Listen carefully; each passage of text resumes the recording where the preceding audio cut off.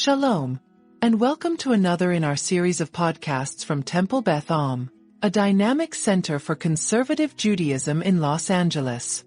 This is a recording of Rabbi Adam Kligfeld's weekly Rashi study class. Hello to anyone who might be listening to this in the Temple Beth Am podcast series. A scheduling note, I'll put it in the chat. 2 weeks from today, all on Zoom. I'll be teaching, but not from here. So I suppose if you want to come to Whiteman, you can, but it might make sense just to do it at home. So I guess that's up to you. But if anyone wants to come to Whiteman, you should let me know, because otherwise I'll release this room for the shul to use for other things. So 2 weeks from today, on Zoom completely. Okay, we started the Rashi on verse 10 of chapter 12. We just kind of read the first few words of it. So let me read the verse and get us going, and then we'll move forward. Okay, so verse 10 has to do with a particularity regarding the consumption of the meat of the Korban Pesach, of the Paschal offering. And again, we're in a zone where the Torah is talking about that night, but it also serves as the basis for what's going to be turned into Jewish law in future Pesachs when the temple stood. V'lo totiru mimenu ad boker, don't leave any of it until morning. V'hanotar mimenu, but if there happens to be left over of it, ad boker in the morning, ba'esh tisrofu, burn it in fire. Okay, and we discussed several kind of oddities or peculiarities in the verse. Boker tovsu. One is this seems to have built into it both what we call in halachic language a lechatchila and b'diavad position. The primary way to handle it, and then if you don't handle it the most primary way, what do you do in the second case scenario? So it seems to say you shouldn't leave it till morning, but if you happen to, here's how you would handle it, right? So that's interesting that it's built in. And we talked about the ad boker twice, right? It's kind of lyrical when you sing it, but the question is, do you need the second ad boker? Once the Torah says v'lo totiru mimenu ad boker, don't leave over it till morning, v'hanotar mimenu, then any of it left over, clearly it's referring to that which you've left over until morning. So why is the second ad boker shared? That's what Rashi is going to comment on. Okay. In fact, all we did last week was just read Rashi's question. I'll read it and then I'll assign someone to keep going. Uma Talmud Lomar. What is the text trying to teach us? When Rashi uses the word Talmud here, doesn't mean the Talmud. He means Talmud Lomar is rabbinic language for what is it trying to teach us? Ad boker pam shnia, the mentioning of ad boker until the morning a second time. Okay, that's the question. And he's going to give two answers. He can give a pshati answer and a drashi answer. Close that door. Okay. She don't want to sit in the garbage. Okay. Thank you, Rabbi Shapiro. Wow. Already so productive this morning. Trying to start the day on the right foot. So is he, but he only has two to choose from.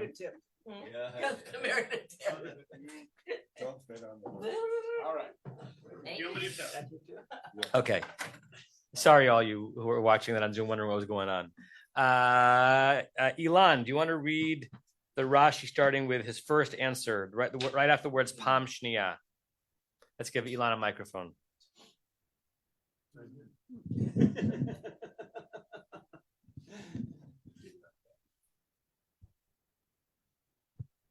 I'm on 10, right? Yeah, it's the kind of the second line of the Rashi after the word Pam Shnia.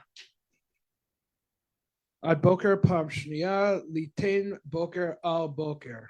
To give until morning a second time, to give morning until morning. I don't know what else. It's something like to add or to pile on the notion of morning upon the original notion of morning. And now he's going to tell you what that means. Sheha boker mashma'u mishat hanetz hachama. So a single mention of boker. But if we want to get technical, what does morning mean? Morning has a colloquial meaning and a technical meaning, both in our culture and their culture. The colloquial meaning, it's not the afternoon, it's the first part of the day. But technically, and particularly when you're a tradition that is really governed by when light arrives and when it wanes, it has a technical definition. And the halachic technical definition of boker is misha'at hanetz hachama, from the hour hanetz of the shining, of the kind of sparkling of the sun, right? Sunrise, right? Sunrise also has several different meanings, right? Is sunrise the first time you see the sun? Or is sunrise when the sun would be poking over the horizon if there was nothing blocking you, right? This is taken very seriously in certain parts of halachic Judaism. I've gotten to know it even more recently, more intensely over the last few months. So there's a notion, zrizin makdimin la mitzvah, that you're supposed to rush to do a mitzvah as quickly as you possibly can. It's why you start building your sukkah right after you break the fast in Yom Kippur. It's why you're supposed to do a bris first thing in the morning, because it's the or liyom hashmini, and the light of the eighth day.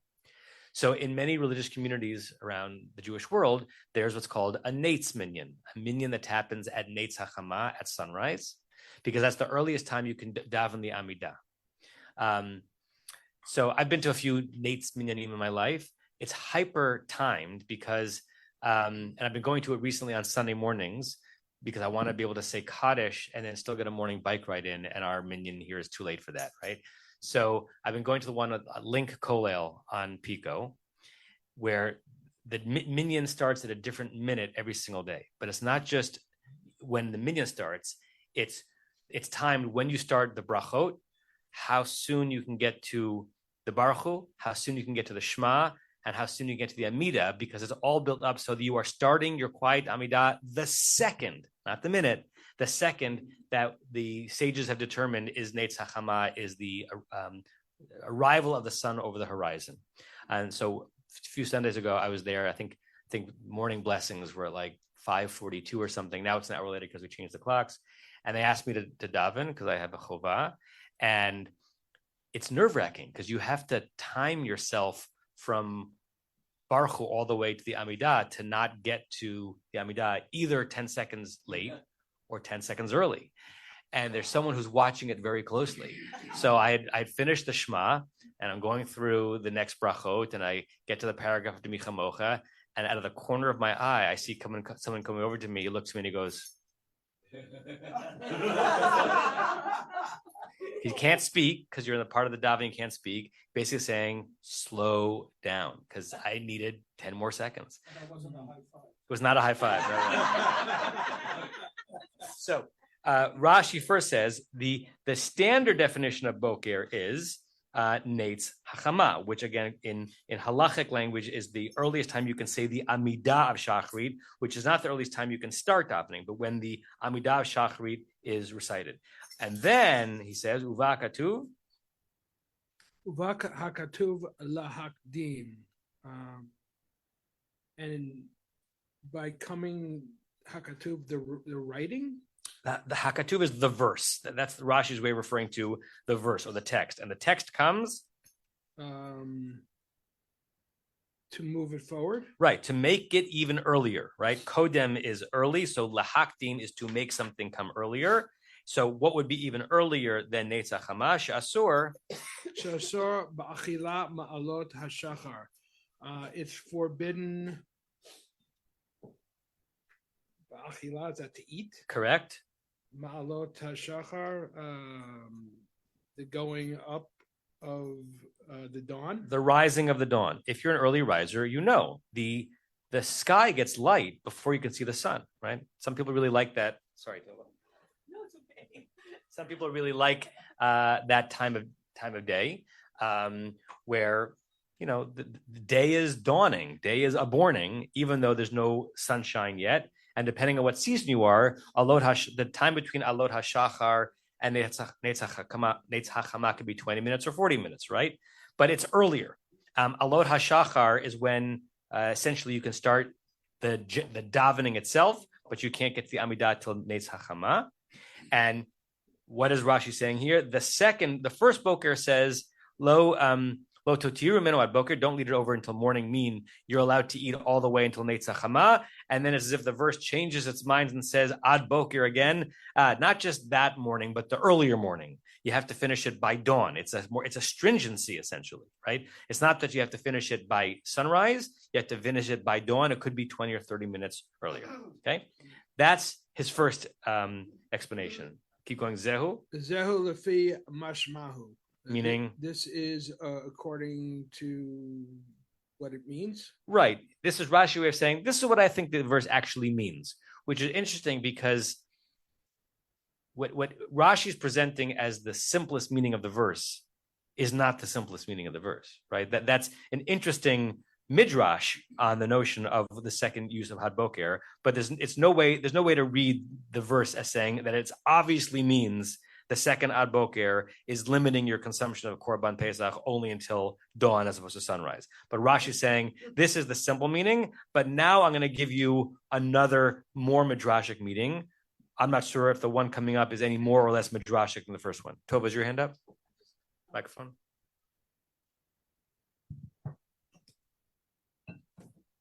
I was just wondering if this is consistent or inconsistent with the Haggadah's story of the rabbis davening until they were told that it was time for the Shema. Yeah. I mean, it's toiling in the same general topic, right? It's toiling the topic of when Korban Pesach Exodus night turned into all-night symposium, there were still limitations for when does the night become the next day, right? The obligation for Korban Pesach was the night of Pesach. If Seder replaces that, then the obligation for Seder Pesach is night of Pesach. Well, if you have a very, very, very long Seder, at some point, you're no longer doing it on the night of Pesach. You're doing it on the day of Pesach. That story is a way of, first of all, valorizing, extending the conversation on the Yetziat Mitzrayim. Yeah, and saying you're at your next obligation. The next obligation those rabbis have is to daven, and they hadn't, the shades were down. They didn't know, I moved from this obligation to the next obligation, right? It may sound like a strange analogy. I make a comment similar to this at every funeral, that as soon as we have done kfura, burial, and the casket is no longer visible, we've completed the obligation of kfod hamed, giving honor to the deceased. But immediately we have a new obligation, nichum avelim. We start comforting mourners that second. We offer them hamakom yenachem as they walk through the line, because we've shifted from the zone where our basic duty is to do this. Now our basic duty is to do that. Our basic duty was to fast Yom Kippur. Now our basic duty is to prepare for Sukkot. Our basic duty was to do the Seder, which is a facsimile of Korban Pesach. Now our basic duty is to daven because it's morning time. So it's not directly, but it's in the same zone. Norm, and then Alan. I would comment that even if we finish eating and even making Berachas Hamazon before halachic midnight, that would not stop us from continuing to discuss Yetzias Mitzrayim or the halach or Hilchos Pesach all the way until dawn. Right. And our students might show up to say, what are you doing? Right. And whereas nowadays the modern halacha based on Talmudic reasoning for when we should actually stop eating our Pesach meal is halachic midnight, biblically they had all the way until either Netzach Hama or Alot HaShachar. Yeah. But I have another problem, and that is... Tell us your problems. If it seems to me, this mitzvah is given, these mitzvahs are being given for that first Exodus. Yes. And they're smearing blood on the lentils. They're having this big, heavy lamb meal or goat. And is that an actual Yiddish word, or you just Yiddishized the word lamb? What? Lambdika. That sounds like a fraternity. English. Definitely English. Okay. Lambda, lambda, lambda, and omega mu. Okay, keep going. We're supposed to be, we're going to read in a moment that we're eating it ready to leave. And we're being told after the fact, incorrectly perhaps, that we didn't have time to make bread. This idea that we're going to dash off at first light in the morning is very attractive, but it's not consistent with staying an extra day in order to incinerate whatever might have been left over. Yeah, I'm so glad you mentioned that, Norm, because you're pointing out yet another place inside the core text where it's unclear to us which is it, right? We discussed this. Is matzah slavery bread or is it freedom bread? Are we rushing, or are we careful to make sure we complete everything? And if we haven't completed everything, then we start a bonfire, right? It's all, and in the same verse, you have that inconsistency, right? Is it that we're supposed to be spending all night eating the Korban Pesach, and then we have a ritual to do the next morning if we haven't completed it? Or, as we're about to read the next verse, chipazon, everything is in haste. And if everything is in haste, you don't have time to think about like burning the leftovers. What a luxurious thing, right? So I don't have a resolution, but you're picking up on the exact tension that is replete in these verses and in our memory of how Exodus night turns into ritual. Alan, then I see Joanna's hand, and then Leonard. Norm asked my question. Joanna. Playing with this notion of, running from one mitzvah to the next. And, we've spent all night talking about Pesach, and now, come morning, we're going to, rush to daven Shacharit. I've always thought there was a beautiful juxtaposition about that in the Haggadah. I know Nishmat was in the Haggadah before it came to our morning service. But when we get to Nishmat in the Haggadah, where are we in the davening? We're just on the verge. Like if you transpose yourself to the morning, we're on the verge of Kriyat Shema Uvirchoteha. So to me, it speaks back to the episode at B'nai Brak. It's kind of putting that exclamation point. We too have got up to Kriyat Shema Uvirchoteha. And it's just sort of this juxtaposition of like one mitzvah leading into the next. Wonderful. And there really is an elegant interplay moving in both directions between Haggadah and Siddur, kind of an intertextuality, and they're having a conversation with each other. That's wonderful. I have no idea if that's intentional, but it's a wonderful association. Leonard and then Rick. I think it's a little, strange that we're talking about the rules, the halacha of how to observe something that was only observed once and is not intended ever to be observed again. Getting the minutia, it should not this hour, but the one before it. You could say the same thing about like the sacrifices in the temple, but theoretically we'll have a temple again, and we'll have to know that. But it just seems, perhaps overboard to delve into the details of all the strict rules of this particular night that aren't in the text and will never be applied. Are you commenting on the text or Rashi's treatment of the text in that comment? Rashi's comments, yeah. I think there's several ways of responding to that, Leonard. First of all, yes, Rashi is kind of importing halachic thinking into biblical texts because that's what our tradition does.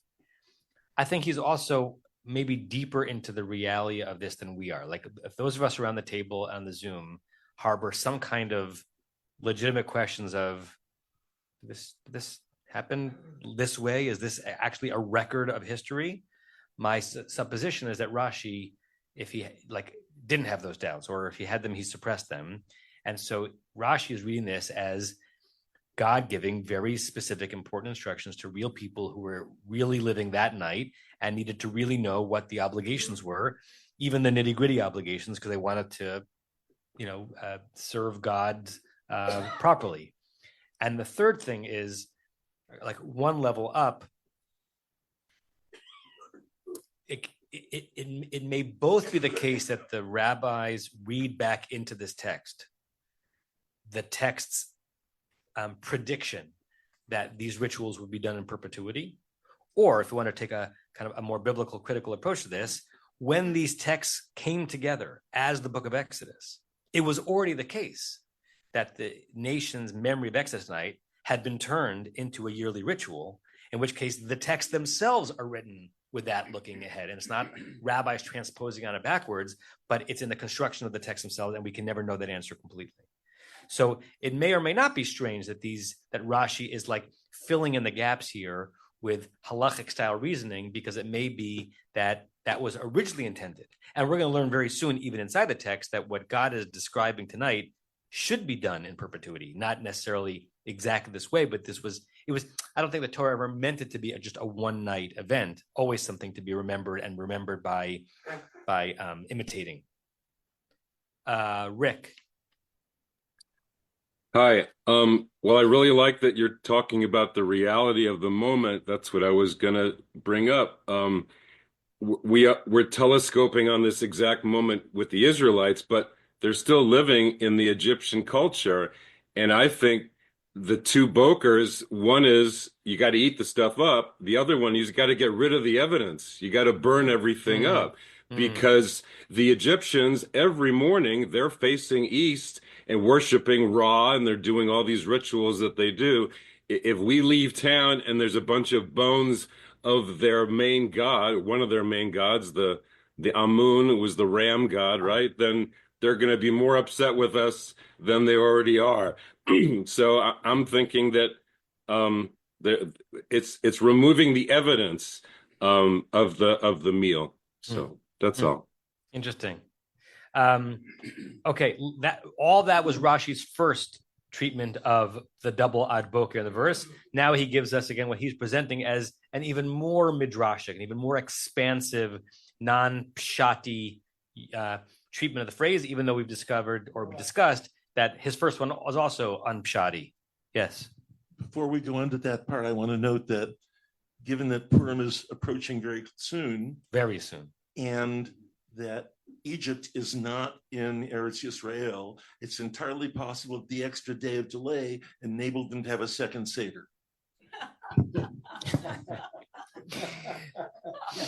I'll leave that exactly where it deserves to be led. Okay, Elon, V'od Midrash. V'od Midrash Achar, and another Midrash, Limeid She'eno Nisraf B'Yom Tov.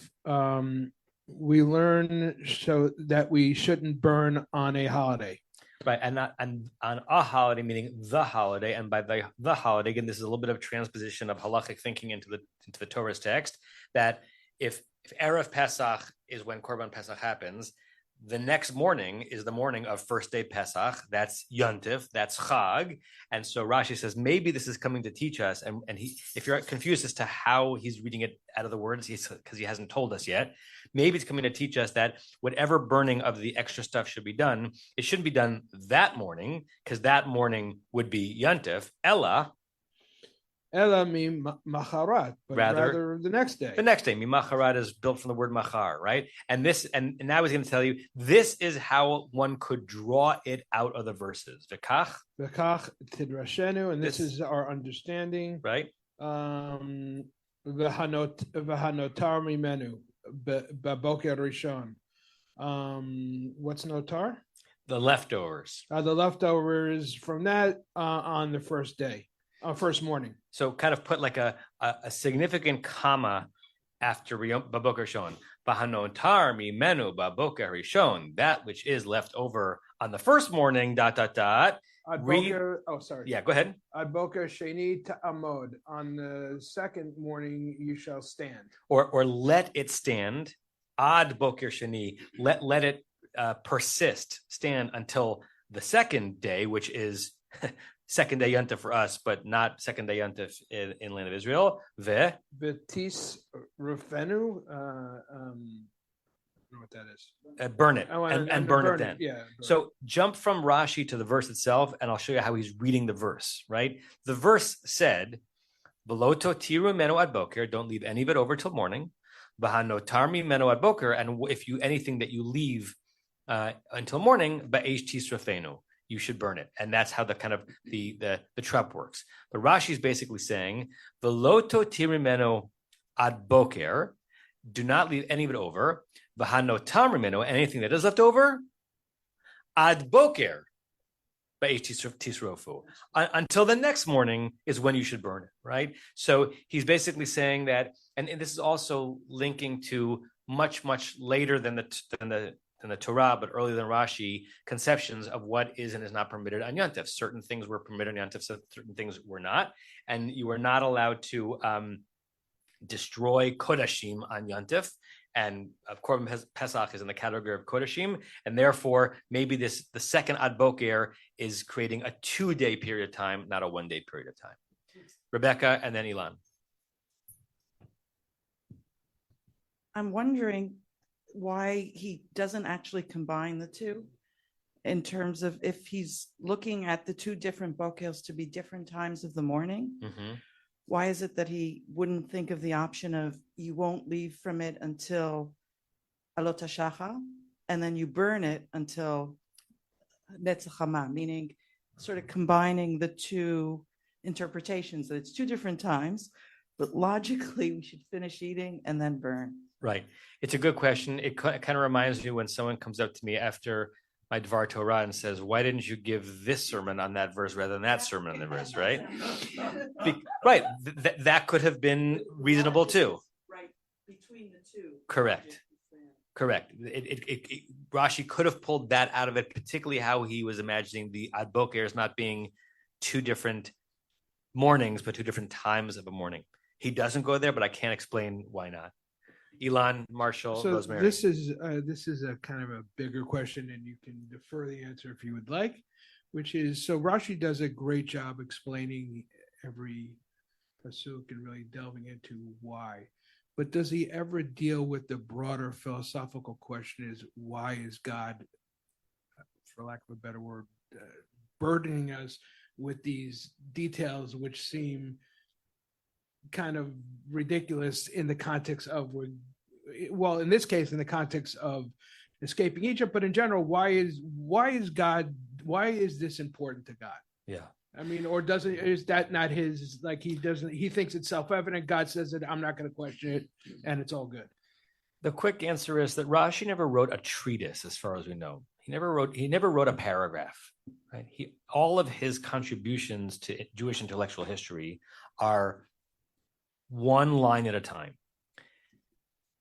But if you study 1,000 Rashis, you understand his theology, right? So he never writes it out. He doesn't do what Maimonides does and writes a guide for Jewish thinking, but you can extract and extrapolate from his commentaries on some level how he understands that, that question. But it wasn't his mode of communication. So, given that we've studied hundreds, if not thousands of Rashis together, I think it's a reasonable thing to say that Rashi takes it as face value, self-evident, as you said, that God, the creator of the universe, was the actual force that brought our people out of Egypt. And if God instructed them to do something, there was a reason. And if God instructed us to do it in perpetuity, there was a reason. And the most that Rashi will do is kind of be melamed zchut, to kind of to read a scene as generously as possible to help sow a devotion to God amongst his people, because Rashi was a commentator, but was also a rabbi. He was a rabbi who wanted his people around the table in Whiteman Conference Room to leave his shiur and feel more connected to God, Torah, and tradition than beforehand. And by the way, so do I. It's not an explicit thing that I'm doing here, right? But it's certainly implicit in hopefully everything I do, that I'm trying to bring people closer to the Masorah, to the tradition, to stimulate their minds and their hearts so that they're a little bit more connected to the stuff than not. I'm not afraid to go to the places that might weaken or challenge our certainties, but it's all in service of bringing the Jews closer to Torah and God and the Jewish people. I just think that Rashi was doing it from an early medieval perspective and hadn't lived through modernity yet, and couldn't countenance the questions that we take for granted that might plague us and might actually interrupt some of our faith. We can't not think the things that we think. It never would have occurred for Rashi to think that. So the short answer is no, he didn't do that. The longer answer is there's a lot that's been written on kind of Rashi's meta philosophy and meta theology, but pulled out of 117 comments over 7 books. Yeah. Who is next? Marshall and then Rosemary. I like what Silberman does in terms of the translation of the phrase Zehu lepi mashma'o ve'od midrash acher. And he says that this is the explanation according to what the text really implies. That's mashma'o. And then he says, what's the purpose? We're having this whole discussion, and there is still another halacha derived from it. It's not merely explicación du text, right? Explaining the text, but it's what's the practical implication of what we're studying here? Yeah, I'm not sure if Rashi intended this or if you did, but there's a bit of form matching content because Rashi is doing to this verse what the verse wants us to do to the bones of the korban, just suck every piece of meat off of it, right? It's been a while since we saw Rashi like this, but usually when Rashi has a two-part comment where part one is what he thinks it really means, and part two is a juicy midrash, he'll end part one by saying something like Zep Shuto. This is the pshat, ulefi midrash, and according to midrash, it means this. Here he says lefi mashma'o. This is its meaning. It's not. It's almost as if Rashi is hinting at the first thing I've said, which I'm presenting as the simplest pshat. Even that is not pshat. This is what I think it kind of could mean. But yes, there's another midrash or halakha we can derive from it. Rosemary, let's give Rosemary a microphone or an umbrella. Looking at this text that we are so much talking about the food, I'm looking at it as a socio, maybe psychological way. We discuss it as we are now here, but if we put ourselves in the moment, yes, these are people who were for I don't know how many days going through all the stages. They have gone through locusts, everything, and now it's the last one, which is the worst one, and they know something is coming. And in that moment, there's a fancy thing going, slaughtering the lamb, preparing, eating. Is this to change their, keep their mind busy on something which they don't be so much in stress? Or I don't think like in Middle East, as I'm thinking, I see those people, slaves. Eating lamb will be like the fanciest thing. So why they won't even leave the bones alone. Yeah. They will eat all. How we are discussing on details of meat being eaten. Everybody will eat that. They were slaves. When did they eat or they were in good situation? I don't know. That's the question that comes and goes. Yeah. But maybe it's just keeping them busy till the 10 plague passes on. Yeah, if you want to dip into what actually was going on that night, it was probably a horrific thing to live through. So you're suggesting maybe this is like a Novocaine. This is like distracting them from the horrors of what's happening outside their windows. They had something to do, right? I've thought about this a lot recently and mentioned it when I've served as a rabbi at funerals and at Shiva, is that one of the things that Shiva does is gives us something to do. And not every one of the things that we do may necessarily be enlightening, but it might be a lot better than sitting around doing nothing, because it's only so much focus you can give to a horror, right? Which may be something we can say about just living through the moments we're living through right now. Like it's just too much sometimes. So you go do something else. This is what you're doing. You're not doom scrolling. You're not thinking about all the things that are broken in our world. Sometimes you're just doing the dishes. Even the leftovers. Tomorrow you're going to go in desert. You don't know what's happening. Why not making a sandwich and taking with you? That you are going to burn it. A bone sandwich. Rick. The movie, the reaction and distraction and all that. The movie, The 10 Commandments, Charlton Heston is looking through the doorway and he sees the death fog, coming down the street, and he closes the door, and then they say something like, "This will be the night of remembrance," or whatever. But they close the door to focus on the meal. So that popped in my head. So yeah, there you go. Cecil B. DeMille loved Rashi. We all know that. So did Edward G. Robinson. Okay, great. Let's move on to verse 11. Larry, do you want to read verse 11, or Diane, or in unison? Or is he? Or is he? Yeah, maybe Izzy wants to. He's well, now he's paying attention to you. V'chacha tochlu oto matnechem chagurim na'alechem beraglechem umakelchem beyedchem ve'achaltem oto v'chipazon Pesach hu l'Adonai. And even before you translate it, even someone who doesn't know Hebrew can hear the lyricism of the verses. What happens in a language where when nouns are declined in declensions, that they'll all kind of rhyme and be evocative of each other if it's the same people who are being addressed, which is you, second person plural here, right? Matnechem, nalechem, baraglechem, malkochem, biedchem. Right? You're this, you're this, you're this, you're this, you're this. Translate.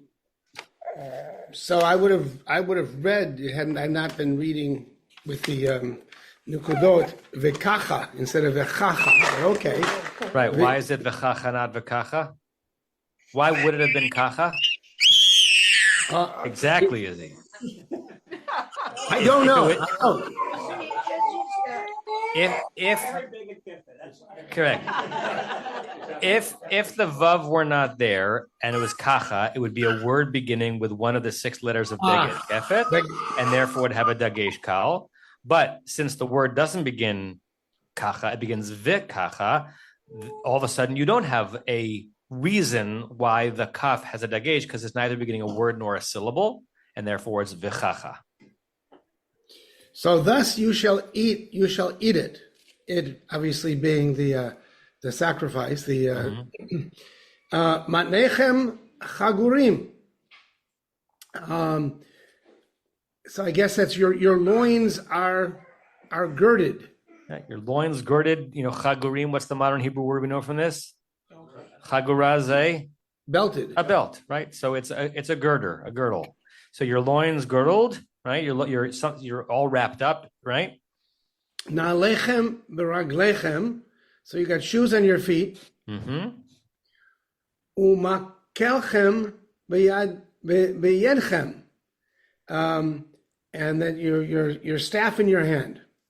Just jump over to Uncle Liz. Look how Uncle Liz translates makelchem. Speaking of songs we're going to be singing in about 30 days. Sorry, it wasn't open to the right page. Chutrechem. The chutra is what hits the cat in Chad Gadya, right? The stick. So your cat hitting sticks in your hands, okay? Ve'achaltem oto bechipazon, and you shall eat it quickly. Right? Did you? So tell me, did you translate bechipazon quickly either because you know the word, or you know that's what the verse means, or what's your instant, or like how did you get to quickly from bechipazon? I know what the verse means. I think I know what the verse means. Right, because we know this story, so we know what the Torah is about to say. And one of the things that Rashi is going to ask is, well, how do we know that that's what chipazon actually means? Look how Uncle translates bechipazon, also evocative of the language of the Seder. Bivhilu. In most, not all editions of the Haggadah, before we start Magid, you have 3 words. Bivhilu yatzanu mimitzrayim. We left Egypt in haste. And some of you have been to congregational seders that I've led, and this is what we do in our home as well. It's a custom I learned from Abi Peretz. It's a Moroccan custom that the leader takes the seder plate, holds it over someone's head, and sings a little song. Bivhilu yatzanu mimitzrayim. Halach ma'anya b'nei chorin. So we kind of raise up the idea that we left in haste. Halach ma'anya, this is the bread of affliction, but now we're free. That's that word bivhilu. That's literally Uncle Ish's translation of bechipazon. Behilu is some kind of a panic or a rush. Okay, and then an interesting coda to the verse. Yeah, Pesach hu l'Adonai. So it's Pesach is for God. Yeah, it's a 3-word coda that either means nothing, it's redundant, it's obvious, or there's something we're supposed to be pulling out of it. Like, was the verse lacking without that phrase, right? It is a Pesach to God. How is the noun Pesach being used in the verse? It's not, the word Pesach in this verse does not revert to the holiday of Pesach. Is it a reference to the sacrifice? Is it a reference to God's activity of Pasaching, which we haven't learned yet, but we're going to learn? It's just an interesting thing that is kind of appended at the end of this verse, and we're not even sure what part of speech that word Pesach is. I mean, it's a noun, but what kind of noun is it? Okay, but Larry, I did some of your work for you. Any reactions or comments on the verse before we open it up? Thank you, Bobby. That Moroccan custom is also a Persian one. Good to know. The Bivhilu Yatzanu Mitzrayim. What's that? So the way Avi taught it to me, it's become was a new thing we added into our Seder about 7 or 8 years ago. We did it in Morocco. Oh, right. And it's become the most important part of our Seder, because the way Avi learned it was that the leader goes over to someone, sings that little song, and then says something to that person. Says whatever's in that person's on his mind, a blessing, a word of kindness. And in that moment, it doesn't feel like a Pesach ritual, but it's become our Pesach ritual. And then the way we do it is that, so I'd say I go over to David and I do that, okay? And then we sing, and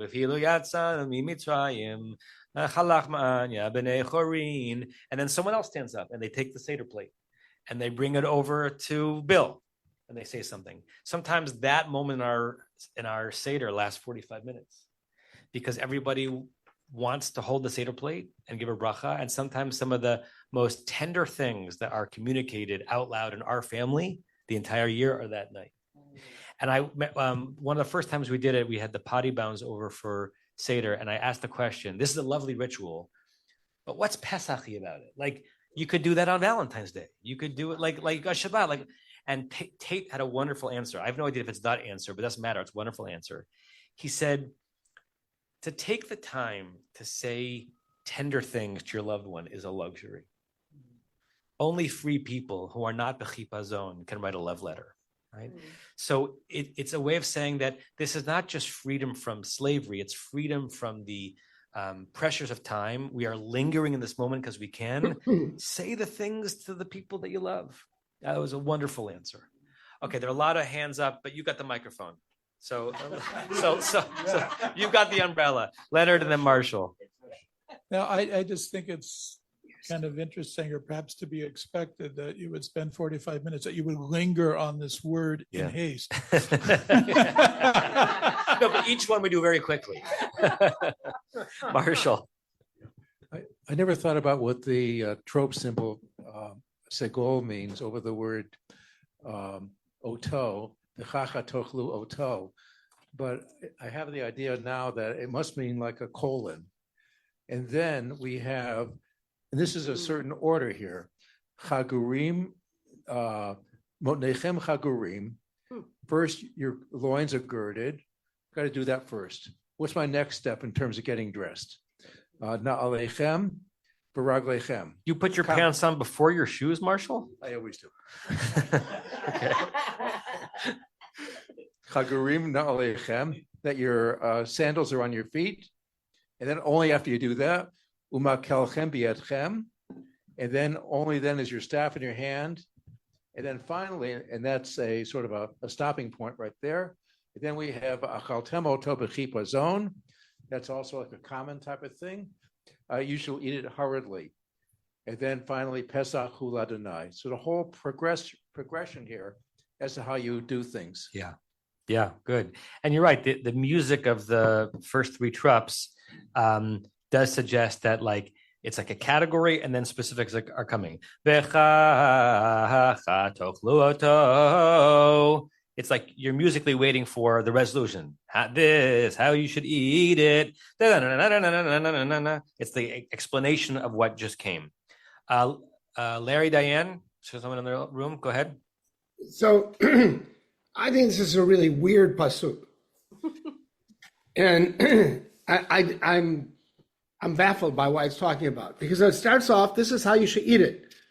Nothing about how you should eat it whatsoever. Not serve it at the table, not prepare it this way. It's already told you how to prepare. It's nothing to do with the food. It has to do with this getting ready. Now, what's the getting ready? So the girding one's loins is a really interesting phrase, and you've seen it 1,000 times in literature and in film. And I never really quite understood what it meant to gird one's loins, but now I understand it much better.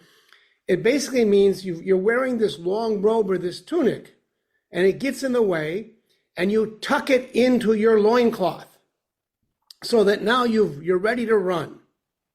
So that's you think it's tucked in, not belted? It could be, whatever it is. I think of a bathrobe. Yeah. But go ahead. Okay. Yeah, but a bathrobe. So the idiom to gird one's loins means to prepare for a difficult task.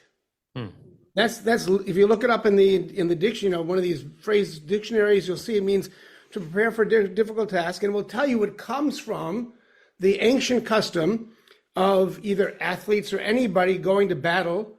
When you prepare for battle, you don't want to have anything loose lying around, so you tuck them in, maybe into your belt or into your loincloth or whatever it is. Maybe you're even protecting yourself in your nether regions so that you can go out. So this is kind of like putting on pants, but not quite. Okay, so you put on your pants. You put on, not to be confused with sirloin for all you learned leaguers. Okay, remember that question? Okay, keep going. And then you put on your shoes, as Marshall said. That's the next thing that you would do. And then you take your staff. So this is like ready, set, go. So you're getting ready to go. So this is how you eat it. You're now at the door ready to go. And then we're back to, and then you eat it in haste. So I guess it's like going to a fast food drive-in restaurant and you grab it, you're ready to go. You grab it, and now as you're running out, you're eating this thing. And then that final three words, Pesach, which I take to mean the offering. I don't understand this entire, the order of this entire pasuk and why it's written this way, because it's giving not contradictory, but very different sorts of instructions. Leonard found photo evidence of what girding one's loins means, Right from that night. and it's here, and There you it kind of reminds me of what I do when I put my tallis on, but down below rather than up above. And there's a piece of it that it's a little bit of a woo, but apparently it's an understanding as to how one would gird up one's loins. It's like wrapping up all the bottom parts of your tunic and then swishing it around down there. Look at Onkelos on the last phrase. So this phrase, Pesach hu l'Adonai, we're not sure. We know what the words mean, but we're not sure what the phrase means. It is a Pesach to God. It could also be for God. Onkelos translates it, adds a word. Pischa hu kadam Adonai. It is a Pesach before God. By adding it, the before, it's suggesting that what you are doing is a Pesach in God's presence, which may be exactly what the verse means, but is different than it is God's Pesach, right? In a moment, we'll look at a couple other translations to see if there are any interesting renderings of it. Barry? That's what I wanted to speak to, that this Pesach Adonai, we're participating in a holy ritual. It's a God ritual that we're performing. But get it done. Don't leave anything over. Get it done and move on. So don't loiter on this. Just do it and then move on. Yeah. I'm going to share Everett Fox's translation and we'll compare it with others. Let's see, everyone see that. And thus you are to eat it, your hips girded. I don't know why it's important for him to say that matnaim are hips, but okay, your hips girded, your sandals in your feet, and your sticks in your hand, and you are to eat it in trepidation. So he connects chafez to fear more than haste, and we'll look at some different understandings of it. He even says others in haste, but the element of fear is also contained in the verb chafaz. It is a Passover meal to God. Okay, JPS. This is how you shall eat it. Your loins girded, your sandals on your feet, and your staff in your hand, and you shall eat it hurriedly. So it goes in quickness rather than fear. It is a Passover offering to God. Korin. This is thus you shall eat it with your loins girded, your shoes on your feet, your staff in your hand, and you shall eat it in haste. It is the Lord's Passover. That's very different. Something you're doing in front of God is different than this defining this ritual as God's Pesach, right? And remember, all of this is before we know the story. We're explicitly told in the Torah of what we're about to be told, which is God's doing the jumping over, for which we get the word Pesach, okay? Larry, does Alter or Kaplan have an interesting rendering at the end of that? Unmute. Altars is straightforward, and thus you shall eat it, your loins girded, your sandals on your feet, your staff in your hand, and you shall eat it in haste, period. It is a Passover offering to the Lord. But I like Kaplan is very interesting. Kaplan said, you must eat it with your waist belted, no punctuation. So there's what Marshall said about the segol, nothing there. You must eat it with your waist belted, comma, your shoes on your feet, comma, and your staff in your hand, comma, and you must eat it in haste, period. It is the Pesach offering to God. So he actually, and then he has a brief note about Pesach offering, but actually it just says Passover, see verse 12. Oh, you must have looked for it, so it doesn't matter. Okay. Those are the two. Rebecca, and then Alan, and then Norm. I was just thinking it's interesting for our Passover observance where we have the Seder and the eating of the meal, we really do the opposite. We are reclining, leaning back on a pillow, relaxing, enjoying our freedom. So we're not ready to make haste and run off. So it's interesting that we don't seem to have a ritual or anything reminiscent as part of our Seder of this. Of the haste. Yeah, of being ready to jam. In some of our belts are unbuckled, and they get more unbuckled as the night goes on. A PG version of that sentence. In the Hartman Haggadah, the different night, or I forgot what it's called, there's an indication that in some more Middle Eastern traditions, maybe Bobby can tell us if it's the Persian tradition, that at the beginning of the Maggid section, the people around the Seder, some of them or the children, dress up in like a robe and with like a hobo satchel over their shoulders, and the leader says, "Where are you going?" It says, "We're leaving Egypt. We're going to Israel." Right? There's like an acting out of that in the more staid Ashkenazi version of the Seders. We don't have that. You're right. We do more of the relishing in the non-haste than in mimicking the haste. But maybe we should do that. Maybe we should eat your gefilte fish really quickly. We do that role playing. Alan and then Norm.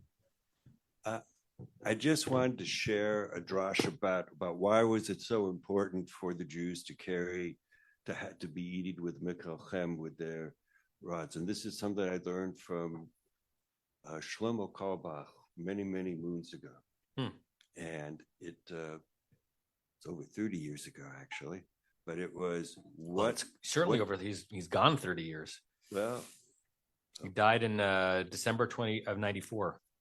Wow. Yeah. A senior of college. Then boy time, then it was even more. But milkalchem, what does it really mean to carry your makel with you? It's really Rashi Tevot for Me'olam Kivinu Lach. That you always were going to know that we always have our hope. And that's very appropriate, to talk about here. We're going to be leaving Egypt from our narrow places, and now there will be hope for us. Nice. Thank you, Alan. Thank you, Reb Shlomo. Norm, and then Diane, Larry, and then Leonard. We don't eat ready to dash off to faraway places because we are not slaves about to be released. We're not afraid when we sit down at our Seder that, ICE or somebody is going to come up and arrest us all. My wonderful mother-in-law of blessed memory, when she was a child, the last Seder she attended was held in a basement of someone's home in Goethe, Germany. And I am quite certain that those people were prepared at more than the slightest of indications that they should to dash off to wherever they would dash off to, should they have been discovered, should Gestapo or other police have arrived. Absolutely. And thank goodness we don't have to do that. We generally don't have to cosplay the freedom, the luxury that the Seder is supposed to have us do, because we're living those lives, right? But there have been many Jewish populations throughout history that it was actually a play to pretend to be free and liberated, right? Yes. Yeah, good. And also remember that, we haven't dealt at all with how our inheritance of the Seder night is not only the rabbis trying to extract from this text, right, suck all the meat off the bone, it's also a fusion of the Greek Symposium, right? And the Greek Symposium was all about lingering and luxuriating, and there's no haste at all, right? The only haste is to fill up your cup of wine to make sure you have more wine, and that gets mixed into this chillent as well. Leonard. For what it's worth, the way it's described here is exactly the way the Samaritans still celebrate the Passover. So they roast the lamb and they eat it at midnight with their loins girded and with the stiff in hand and so on. I didn't actually see it because you're long gone by midnight, but that's, I guess it's done cooking at midnight. Yeah, I mean, and they would say to us, of course, that's how we do it, because that's how God told us to do it, right? I mean, they would think that our ritual is insane. It is a little bit. Diane, Larry, was that a hand up again or still? No, that was me. Okay. So one of the early years that we were in Israel, we were neighbors of the Tzion family. Noam is one of the authors of A Different Night, and it was before it was actually published, but they had, at the very least, they had the pictures that Tanya's daughter had drawn mostly. And as I recall, when they invited us, they told us we had to come dressed as though we were leaving Egypt. Wow. So, and we still, which I do to this day. So we still have clothes from Burkina Faso, which is basically it's the West African desert, and we still often wear them for Seder. Larry always for Seder night. I bet you look very tepa-lepa when you're dressed in those. Tebi-lebi. Same thing. I have a different accent. I want to read out loud for the people in the room what Bobby wrote in the chat. We also, Bobby's from a Persian community. We also do the role playing where some of us go outside the house, knock on the door, and wait until it's opened, and then our hosts ask who we are. I'm gonna kill this Persian transliteration. Shal Shalakon, where we come from, Mitzrayim, and where we're going, Yerushalayim. I'm sure that leaves an impression on kids, right, or adults. Great. Yes, Rebecca. Last comment. So we often celebrate with Syrians, and they do that too. And you take a piece of matzah, you put it in a napkin, and you put it over one of the shoulders. Yeah. And somebody asks something, and somebody, but it's in Aramaic, so it's kind of weird. Wow. Wow. Okay, folks. Well, call it here. Wish everybody a Chag Purim Sameach. I'll use this opportunity to highlight the email that the clergy sent out earlier this week that even if it's not your custom generally to fast on Tanit Esther, we're encouraging people to fast tomorrow in solidarity with members of our extended Jewish community who are being forced to starve in Gaza. And there's a little yellow ribbon that we're going to be giving out tomorrow if you want to be able to kind of wear that as an indication of why you're fasting. And Megillah reading tomorrow night after, right? There's mincha to end the fast. There's a break fast and then a late Megillah reading. And then Friday morning, 7 a.m. Shachrit Megillah reading. Next week, class as usual. 2 weeks from now, class, but only on Zoom. Bye, everybody. You've been listening to another in our series of podcasts from Temple Beth Am, a dynamic center for conservative Judaism in Los Angeles. If you enjoy these podcasts, we invite you to write a review on the Apple Podcast website or wherever you get your podcasts. For more information on Temple Beth Am, Los Angeles, go to www.tbala.org.